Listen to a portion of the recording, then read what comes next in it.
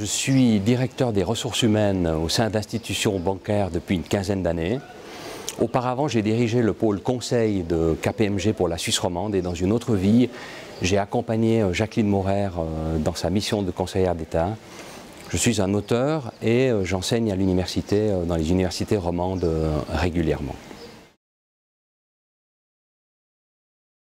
Deux messages principaux articuleront le propos. Le premier message, il s'agira d'un témoignage empirique de la concrétude des organisations. On sera donc sur le champ pragmatique, sur le terrain des opérations. Et comme je serai entouré de professeurs, de spécialistes des concepts, j'espère que le choc entre la théorie et l'empirisme sera fécond. C'est la première partie. Et la deuxième partie, je plaide depuis toujours pour réconcilier la pratique et la théorie, pour réconcilier les concepts et l'empirisme.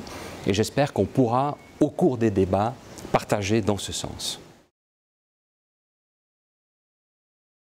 J'ai des retours à la fois positifs et étonnés. Positifs parce que c'est un livre qui révèle les normes, les processus, les mythologies managériales qui sont au cœur des organisations aujourd'hui. Et j'ai aussi un retour étonné parce que je pense avoir une parole libre.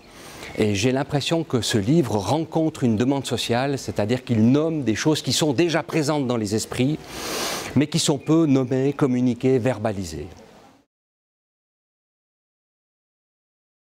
Pour trois raisons principales.